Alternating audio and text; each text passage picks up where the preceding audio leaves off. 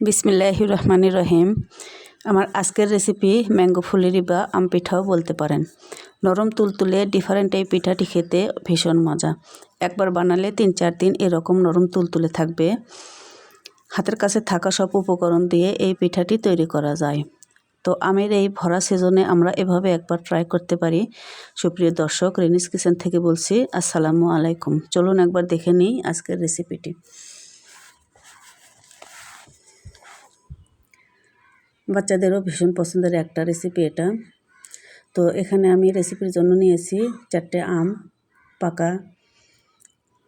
যে কোনো মিষ্টি আম দিয়ে এটা তৈরি করা যায়। তো প্রথমে আমি আমগুলো ছিলে রস করে নেব।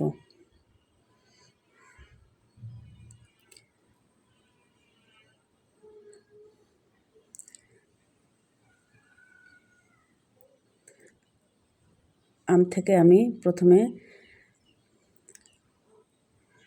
রসগুলো বের করে নেব এভাবে করে।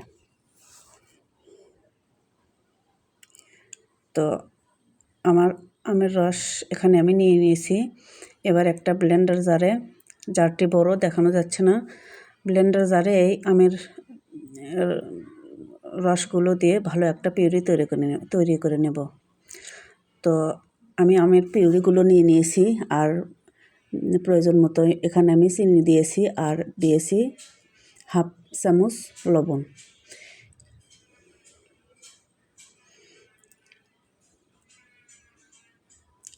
পিউরিতে আমি কোনো পানি অ্যাড করিনি, স্মুথ একটা পিউরি আমি নিয়ে নিয়েছি।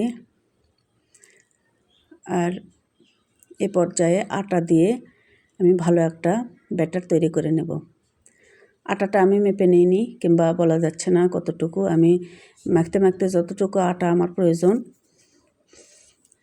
পারফেক্ট একটা ব্যাটার তৈরি করতে, আমি ততটুকুই নিয়ে নেব। এভাবে হাতের সাহায্যে মেখে মেখে আমি ব্যাটারটি তৈরি করব।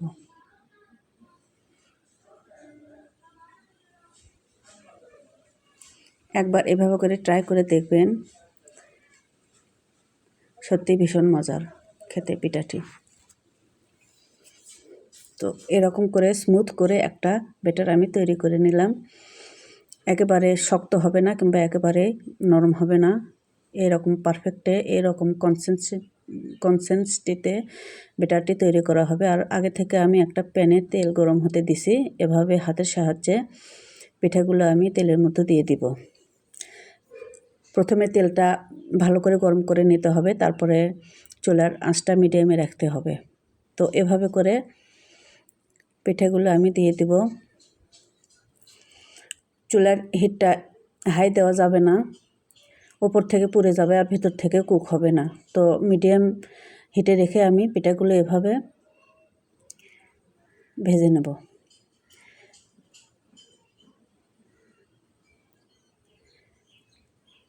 তো পিঠা আমি এদিকে দিচ্ছি, আর এদিকে পিঠাগুলো নিজে নিজেই উল্টে উল্টে গোল আকার ধারণ করছে।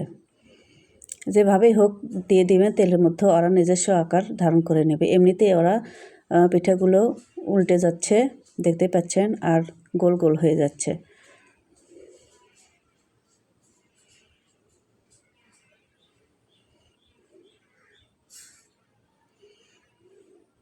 অনেক সহজ একটা রেসিপি, বাচ্চারা ভীষণ পছন্দ করবে। এরকম একটা পিঠা তৈরি করে দিলে মজা করে খাবে, বড়রাও অনেক পছন্দ করবে।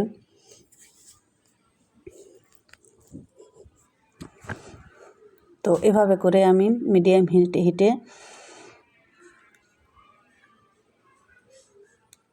সামান্য একটু উল্টিয়ে পাল্টিয়ে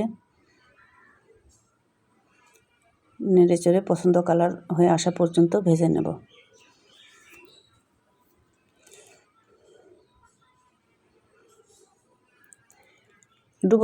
একেবারে ডুবো তেলে ভাজতে পারেন। তো আমি একেবারে ডুবো তেলে ইউজ করিনি। এভাবে করে উল্টে পাল্টে আমি পছন্দ মতো কালার হয়ে আসা পর্যন্ত ভেজে নেব, এবং আমার এই ব্যাচটা ভাজা কমপ্লিট, আমি তুলে নিচ্ছি।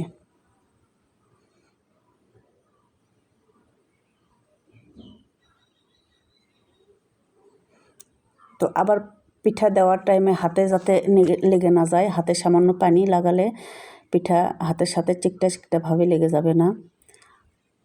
পিঠাটা তেলের মধ্যে ছাড়ার আগে হাতে একটু পানি ইউজ করবেন, তাহলে সুন্দরভাবে পিঠাগুলো হাত থেকে ছেড়ে যাবে। তো এভাবে করে দ্বিতীয় ব্যাচ আমি ভেজে নিচ্ছি।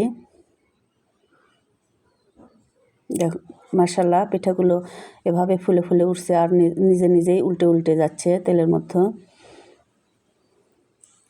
তো আমার দ্বিতীয় ব্যাচও ভাজা কমপ্লিট। এভাবে করে সবগুলো পিঠা আমি ভেজে তুলে নেব।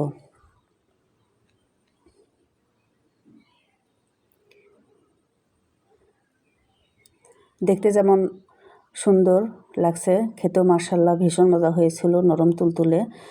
তো ভিউয়ার্স, আশা করি আজকের রেসিপিটা আপনাদের ভালো লাগবে।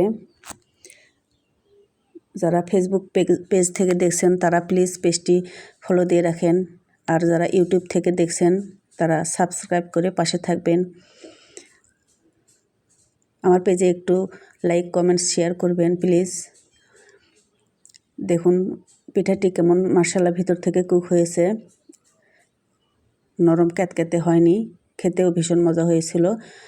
তো আজকে আর নয়, সবাই ভালো থাকুন, সবার সুস্বাস্থ্য কামনা করে শেষ করছি।